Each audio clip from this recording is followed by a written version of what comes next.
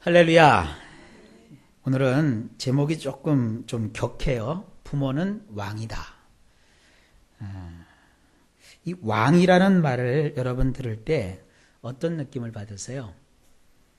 좋다?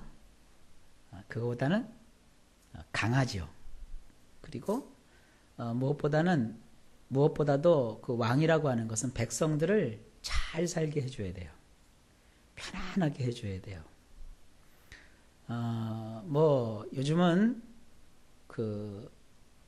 소위 말하는 다원주의 사회이기 때문에 옛날에 오른쪽이라고 믿었던 것을 왼쪽이라고 말하고, 또 옛날에는 좋지 않다라고 하는 것을 요즘은 좋다라고 말하는 시대가 되었어요. 드라마 같은 것도 보십시오. 여러분 10인장 아시죠? 장희빈 얘기를 들어보면 거기 왕후, 그 불쌍한 왕후 나오죠. 그 왕후를 그냥 가차없이 쫓아내버리고 탐욕에 휩싸여서 결국은 독약을 먹고 사약을 먹고 죽게 되죠. 그 10인장 연기자들이 연기할 때마다 그 여성 연기자들이 맨 마지막에 장희빈이 죽을 때 표독스럽게 연기를 해야 돼요. 그죠? 그 독을 안 마시려고. 근데 요즘 나오는 장희빈 드라마가 또 나오더라고요. 전 그 드라마를 처음부터 끝까지 한 번도 본 적은 없는데 흐름을 조금 인터넷에서 읽어보니까 그건 여성의 승리, 천민으로 나와서 왕비가 되기까지의 성공 스토리더군요. 성공 스토리. 파격의 시대가 되어버렸어요. 옛날의 가치관을 가지고서는 안 되더라 이거예요. 또 광해군이라는 그 영화가 또 나왔었죠. 광해군을 보면 그 왕이지만 정상적인 어떠한 그 왕으로 취급을 받지 못했죠. 우리는 그 광해군 그러면 되게 폭군으로 알려져 있는데 그 영화에서는 뭐예요? 광해군은 그 대신들에 의해서 권력의 그 줄다리기 밀당에서 진 왕이에요. 그래가지고는 신하들이 인정을 안 하는 그러한 왕이지만 백성들은 사랑했던 왕으로 또 이렇게 부각이 되죠. 어느 것이 오는지 여러분 잘 모르시겠죠. 이게 이 시대예요.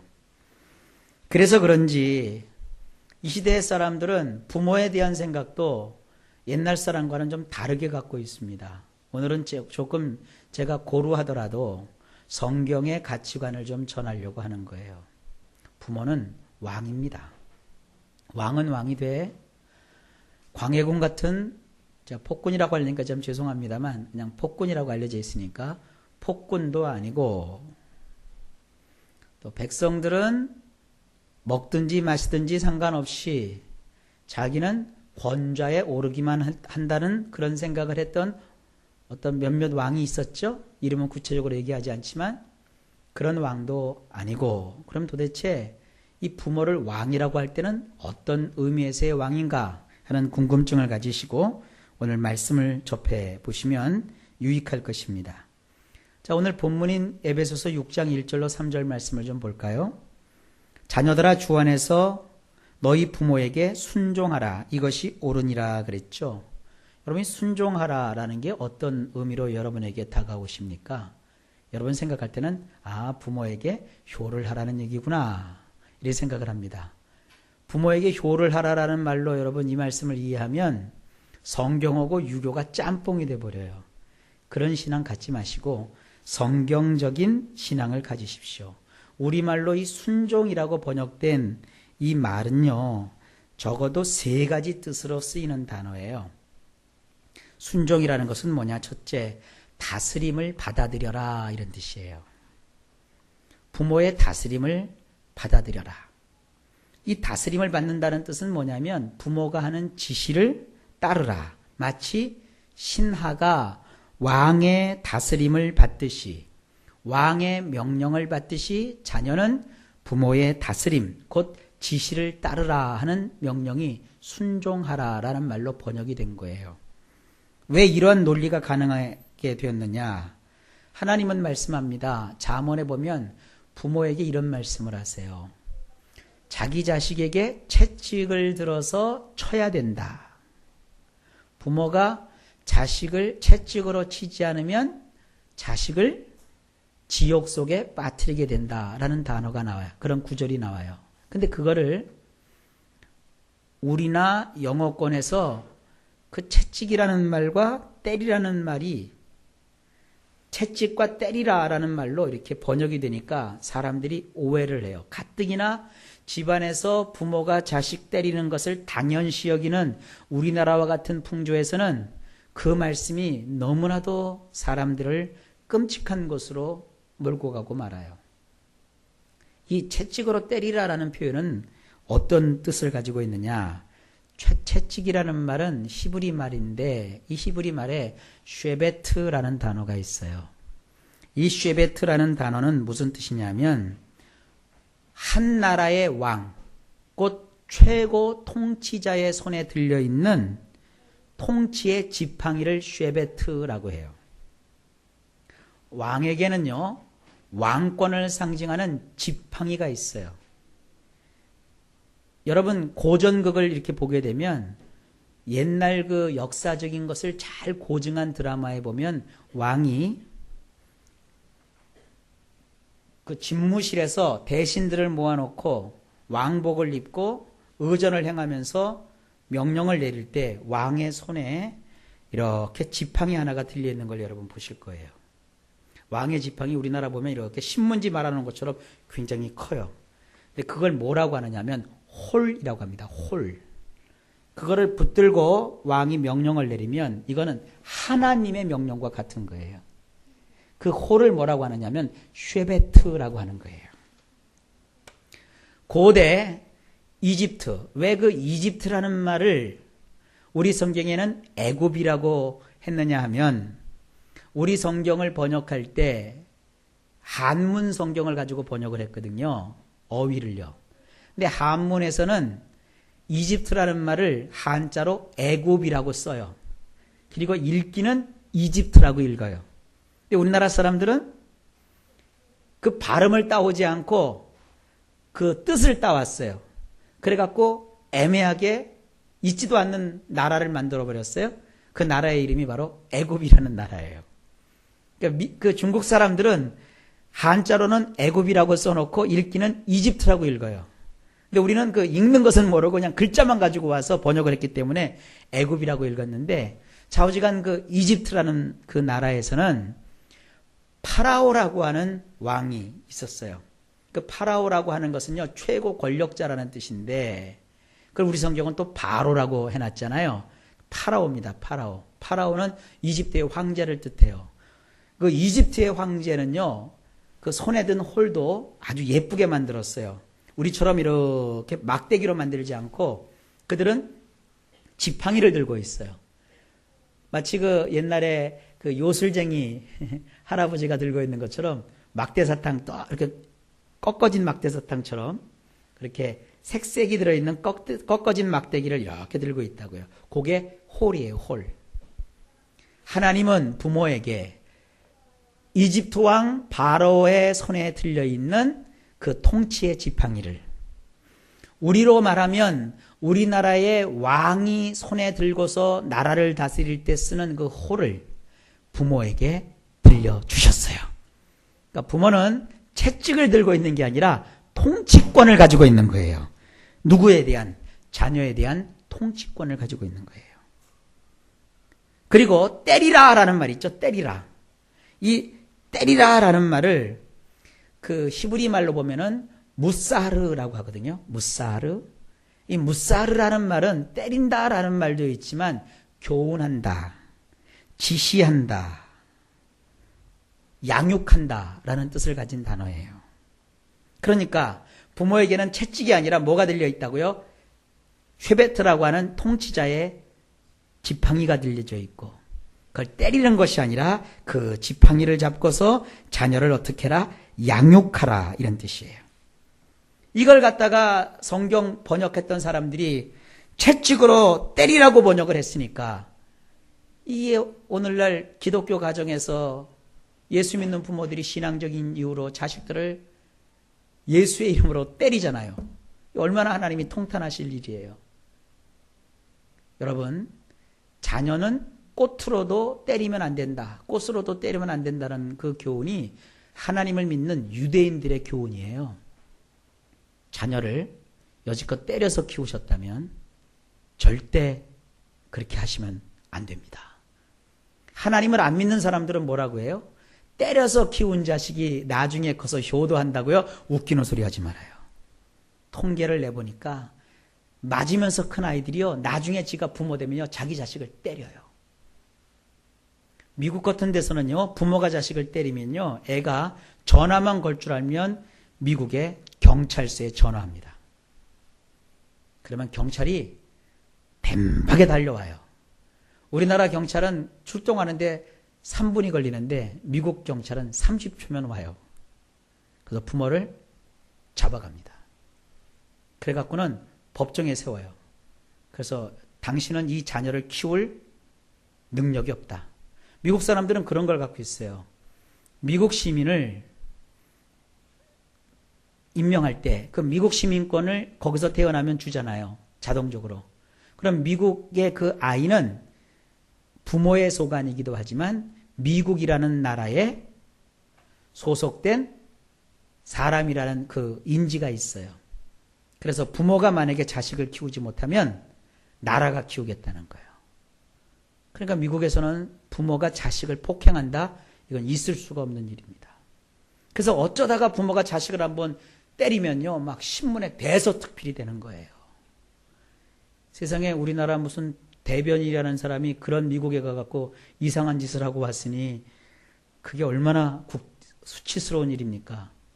우리나라는 직장에서 남자가 밑에 있는 여직원들에게 말 한마디 함부로 하고 은근슬쩍 이렇게 몸에다가 손대는 거 그거 괜찮게 하지만 미국은 어림도 없는 소리예요.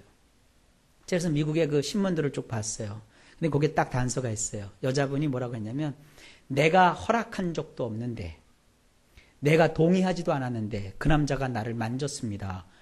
그것이 이유가 되는 거예요. 그게 큰 범죄예요. 우리는 지금 그런 의식이 없지요. 부모와 자식과의 관계도 마찬가지예요. 아무리 부모가 자기 자식을 자기 몸으로 낳았어도 부모에겐 자식을 때릴 권리가 추워도 없어요. 우리는 내 자식 내 맘대로 내가 때리는데 네가 무슨 상관이야. 우리나라 그러죠. 미국 가서 한번 해보세요. 그냥 부모는 자식을 다시는 못 봐요. 이게 성경적인 내용입니다. 부모는 자식을 때릴 수 있는 권한이 절대 없어요. 내 자식 나도 못 때리는데 아니 세상에 어린이집을 보냈더니 어린이집 교사가 내 자식을 때려? 그런 것이 세상에 있어요? 있을 수가 없는 거예요. 기독교인은 기독교의 사고방식을 가지고 있어요. 내 자식 귀하면 남의 자식도 귀한 겁니다. 우리나라에서 무슨 어린이집이나 유치원에서 그 자녀들을 폭행하고 실용하고 하는 것은요, 이거는 정말로 하나님을 알지 못하는 백성들도 그런 짓도 안 해요. 근데 이놈의 한국은 그 정도로 지금 나라의 모든 수준이 떨어져 있다고요. 가정에서의 폭력은 절대로 하나님이 용납지 않습니다. 이걸 전제로 해서 자녀에게 주님이 말씀하시는 거예요. 그러니 부모의 그 다스림을 자녀는 받으라는 거예요. 혹시 여러분 어린 시절에 부모님이 모르고 교회를 다녔으면서도 여러분을 때렸으면 여러분들이 그거 다 마음으로 잊으시고 그것 때문에 상처를 받았어도 다 잊으시고 이제부터는 그러시면 안 되고요.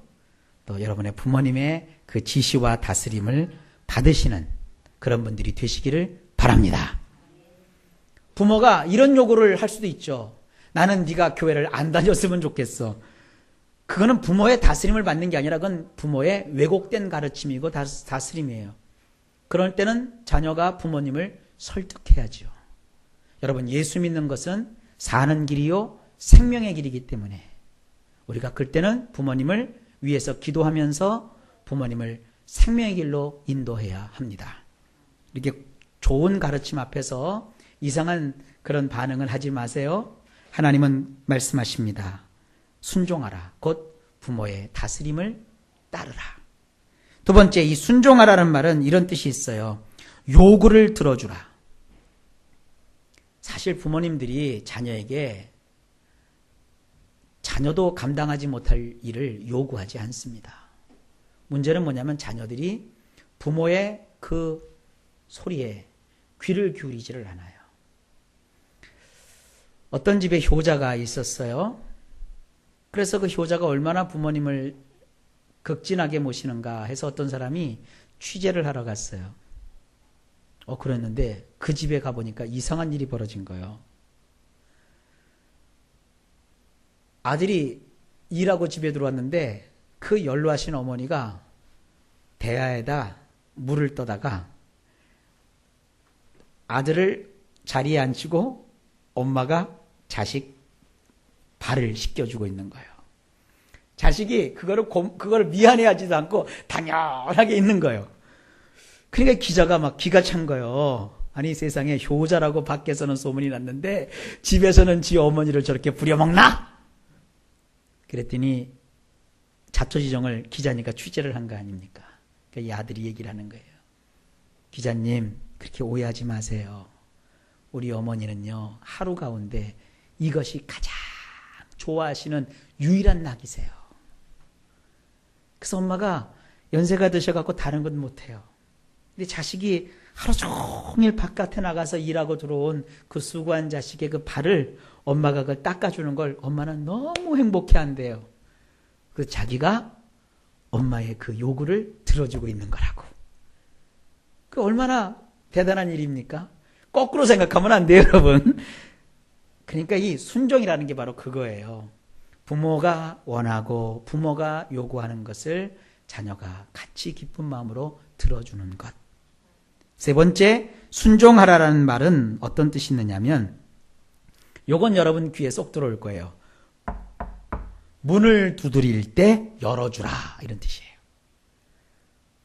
여러분 우리가 자주 쓰는 식구가 하나 있어요.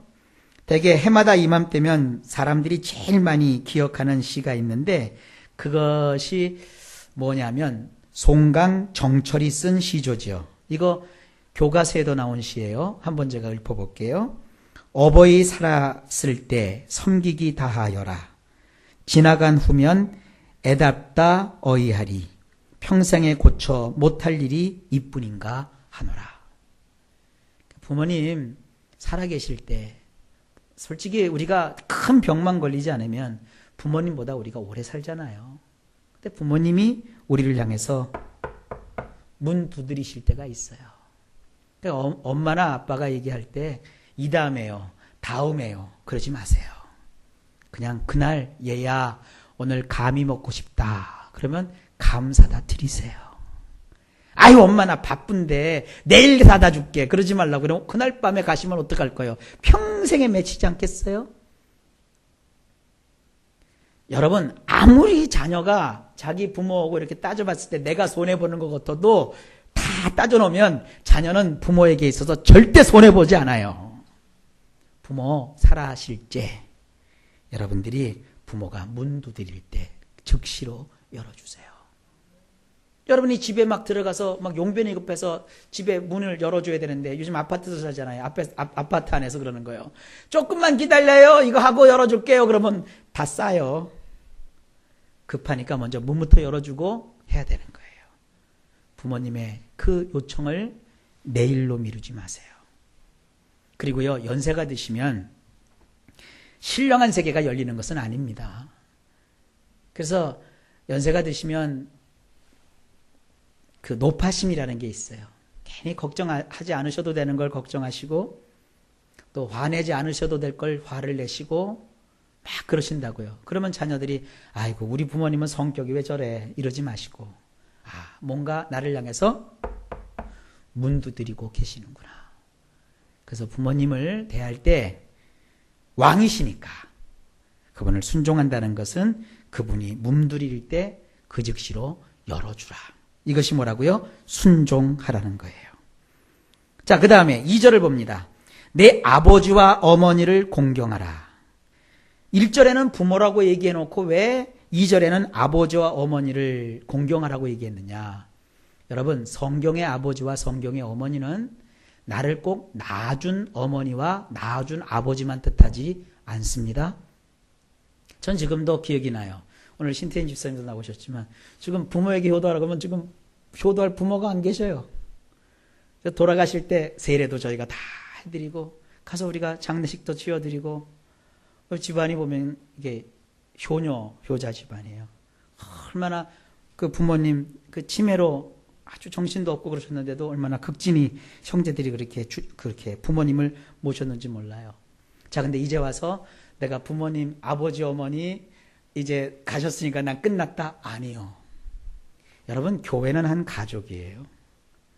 교회에 보면 내 친부모님은 안 계시지만 내가 부모님처럼 아버지처럼 어머니처럼 공경해야 될 분들이 교회에 있다고요. 아시겠습니까? 그러니까 이 성경이 말하는 아버지와 어머니는 나를 낳아준 혈연이 아닙니다. 아버지와 같은 분, 어머니와 같은 분이 나의 일생 가운데 있는 거예요. 그러니까 우리 신태인 집사님도 요 구절이 계속 해당되는 거예요. 내 어머니와 아버지를 어떻게 하라? 공경하라. 그럼 여러분, 이 공경이라는 게 뭐예요? 공경. 이것도 또 헷갈리는 거란 말이에요. 이 공경이라는 말은 뭐냐? 두 가지만 말씀드릴게요. 첫째, 가치를 알라 이런 뜻이에요. 가치를 알라. 이런 얘기가 있습니다. 이건 유명한 얘기인데 4살 때는 아버지는 전능하다라고 생각한다. 못하는 게 없는 줄 알기 때문에 5살이 되면 아버지는 전지하다라고 생각한다. 모르는 것이 없는 줄로 안다. 그러나 8살이 되면 이제 아버지라고 해서 다 아는 것은 아니구나. 아버지도 모르는 것이 있구나 하고 생각을 한다.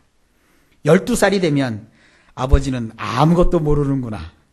그도 그럴 것이 아버지는 옛날 사람이니까 라고 생각한다.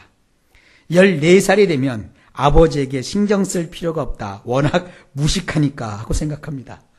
20살이 되면 아버지나 어머니, 부모는 구제불능이다. 너무 뒤떨어진 소리만 하는구나 하고 생각하게 된다. 그런데 35세가 되면 아버지께 여쭈어 봤으면 좋겠다 하고 아쉬워한다. 40세가 되면 아버지라면 이런 때에 어떻게 하셨을까?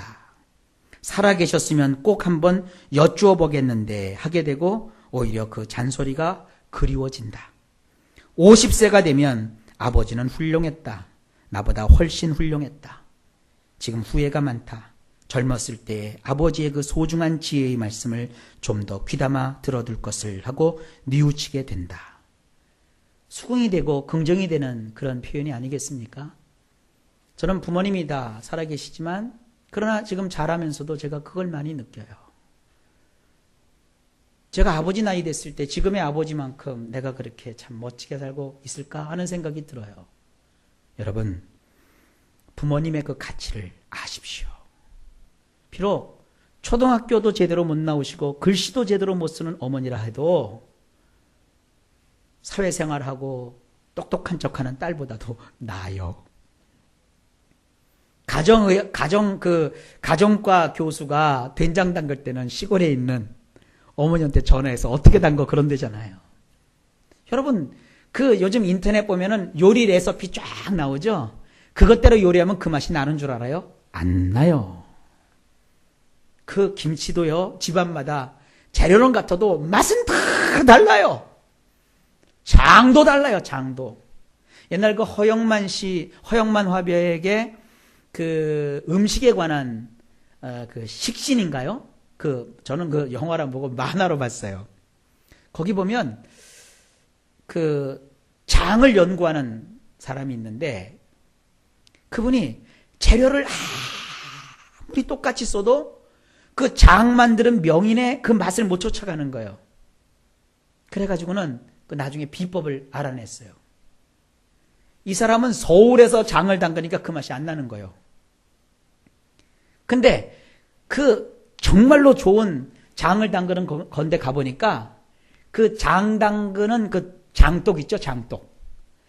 그 항아리 종류도 다르고 그 항아리를 앉혀놓는 위치도 다르고 그 항아리 밑에 뭐 지푸라기를 깔고 그다음에 그 위에다가 뭐 숯을 깔고 황토를 뿌리고 이래서 땅을 만들고 그 위에다 올려놔야 되더라고요. 그러니까 장이라는 것이 재료만 갖고 되는 게 아니라 그 장을 만드는 사람의 정성뿐만 아니라 그 조건을 딱 맞춰야 그 장맛이 난다는 것이 그 허영만 화백의 식객인가 식신인가 그 식객이라는 만화에 쫙 나와서 제가 보고서 고개를 끄덕끄덕 했어요. 이거는 대학에서 가르쳐 주는 게 아니에요. 부모님의 가치를 아십시오. 그게 공경하라입니다. 공경하라. 두 번째, 공경은 무슨 뜻이 있느냐? 가장 큰 관심을 보이라는 거예요. 내 아버지와 어머니를 공경하라는 것은 내 아버지와 어머니에게 가장 큰 관심을 보이라는 거예요. 이게 얼마나 중요한 겁니까? 여러분, 양주동 박사님의 어머님의 은혜라는 그 노래 여러분 다 알고 계시죠? 그걸 노래로 부를 때하고 시로 읽을 때하고 좀 느낌이 달라요. 제가 시로 한번 읽어드릴게요. 나실제 괴로움 다 잊으시고 기를제 밤낮으로 애쓰는 마음 진자리 마른자리 가라뉘시며 손발이 다 닳도록 고생하시네. 하늘 아래 그 무엇이 높다 하리요. 어머님의 희생은 가히 없어라. 어려선 안고 업고 얼러주시고 자라선 문기대어 기다리는 맘 알을 싸 그릇들 싸 자식 생각에 고우시던 이마 위엔 주름이 가득 땅 위에 그 무엇이 높다 하리요. 어머니의 정성은 지극하여라. 사람의 마음속엔 온가지 소원 어머님의 마음속엔 오직 한 가지 아낌없이 일생을 자식 위하여 살과 뼈를 깎아서 바치는 마음 인간의 그 무엇이 거룩하리요. 어머님의 사랑은 그지 없어라. 양주동 박사님이 비록 예수를 믿고 가신 분은 아니지만 그 국문학자로서 우리 한글로 표현할 수 있는 가장 아름답고 감격스러운 이 어머님의 은혜라는 이 시를 우리에게 남겨주신 것을 감사해요. 여러분 사실은 어머니는 이와 같지 않습니까? 저는 이런 그 얘기를 들을 때마다 여러 가지 생각을 하게 돼요. 여러분, 이 세상에 여러분에게 있어서 아버지와 같은 분, 어머니와 같은 분, 그분들에게 여러분 최고의 관심을 보이십시오. 이거는 인간됨의 도리요, 하나님을 믿는 사람의 도리입니다. 왜 그러느냐? 이것이 너무 소중하기 때문에 하나님이 이렇게 하셨어요. 이는 약속 있는 첫 번째 계명이라고 말씀하고 계세요. 이게 무슨 뜻이냐면 10계명이 있죠. 10계명, 1계명, 2계명, 3계명, 4계명까지는 하나님과 인간 간의 계명이에요. 그 다음에 5계명부터 10계명까지는 인간과 인간과의 계명인데 인간과 인간과의 계명 가운데 첫 번째 계명이 바로 부모를 공경하라는 계명이에요. 근데 그 계명만큼은 약속이 하나 있어요. 뭐라고 되어 있느냐? 이로써 내가 잘되고 땅에서 장수하리라. 이 계명의 원본을 제가 읽어드릴게요. 신명기 5장 16절인데 너는 내 하나님 여호와께서 명령한 대로 내 부모를 공경하라. 그러면 내 하나님 여호와가 내게 준 땅에서 내 생명이 길고 복을 누리리라. 두 가지 기억하십시오. 어머니와 아버지에게 여러분 공경을 표하면 공경이라는 것이 두 가지라고 그랬어요. 가치를 인정해드리고 그 다음에 그분들에게 관심을 가지고 가장 큰 관심을 가지고 살아가면 하나님이 두 가지를 주신대요. 땅에서 먼저 잘 된대요. 이 잘 된다는 게 뭐냐면요. 그 헬라어 원문으로 보면 한 글자예요. 유라고 그래요. 유. 이건 뭐냐? 복 받는다는 뜻이에요. 구약어로 말하면 토부, 선하다는 뜻이에요. 부모에게 잘하면 좋은 일이 생겨요. 두 번째, 땅에서 장수한다 그랬죠. 이 장수의 축복은 굉장히 좋은 겁니다. 어떤 사람 이렇게 얘기하는 사람 제가 들어봤어요. 아이고 우리는 천국 가는 게 목적이니까 얼른 후다닥 죄 짓지 않고 천국 가는 게 최고라. 저는요 천국 일찍 가는 거 좋은 거라고 생각하지 않습니다. 이 땅에서 장수하는 것은 하나님이 주신 복을 누리는 삶이에요. 복을 누리다 천국 가야 더 귀하게 천국 들어가는 발걸음이 좋지. 예수 믿는 그 순간에 딱 하고 죽어버리면 구원은 받았지만 천국 가서 주님께 드릴 말씀이 하나도 없어. 그러니까 여러분 이 땅에 살면서 여러분 아버지와 어머니 그분들에게 잘하십시오. 그러면 땅에서 장수한대요. 오래도록 살게 하신대요. 성경은 부모에 대한 축복들을 많이 해주고 있어요. 각 사람은 부모를 경외하고 하나님의 안식일을 지키라. 레위기 19장 3절. 그 부모를 경홀히 여기는 자는 저주를 받는다. 신명기 17장 16절. 아들아 아버지의 훈계를 들으며 어미의 법을 떠나지 말라. 잠언 1장 8절. 지혜로운 아들은 아비를 즐겁게 하여도 미련한 자는 어미를 업신여기느니라. 잠언 15장 20절. 너 낳은 아비에게 청종하고 내 늙은 어미를 경히 여기지 말지니라. 잠언 23장 22절. 내 부모를 즐겁게 하며 너를 낳은 어미를 기쁘게 하라. 잠언 23장 25절. 마지막으로 디모데전서 5장 8절. 누구든지 자기 친족 특히 자기 가족을 돌보지 아니하면 믿음을 배반한 자요 불신자보다 더 악한 자니라. 그러니까 성경은요 굉장히 엄하게 말하고 있어요. 여러분 이 가정의 달, 가정의 주간에 우리가 오늘 이 부모에 대한 얘기를 쭉 했습니다. 부모님은 여러분의 왕입니다. 할렐루야. 그 왕을 잘 여러분 섬기십시오. 하나님께서 그로 인해서 여러분 삶 속에 신앙적으로 또 영육간에 좋은 것으로 채워주시고 하나님마다 잘 되고 그리고 땅에서 장수하는 축복을 더하여 주실 줄 믿습니다. 저는 말씀에 있는 걸 그대로 전했어요. 예수님 안에서 이 복을 받아 누리는 우리 모두가 되시기를 예수님의 이름으로 축복합니다. 기도합니다. 하나님, 부모님은 우리에게 왕이셨군요. 만왕의 왕이신 우리 하나님을 섬기는 자는 이 땅을 사는 동안에 우리 부모님도 왕처럼 여기고 우리가 살아야 된다는 것을 오늘 말씀을 통해서 깨닫게 해주심을 감사합니다. 감히 어느 누구가 부모님을 생각할 때 나는 효자요, 나는 효녀라고 말할 수 있겠습니까? 하나님 우리의 무능함과 어리석음과 무식함을 용서해 주시고 이제 이 말씀 오늘 들었으니 오늘부터 더 신경 써서 순종하게 하시고 부모를 공경할 수 있도록 우리를 인도해 주시옵소서. 이것이 하나님 보시기에 아름답고 선하오니 하나님 우리 모두가 이와 같은 신앙인의 아름다운 삶을 살아가게 하여 주옵소서. 예수님 이름으로 간절히 기도하옵나이다. 아멘.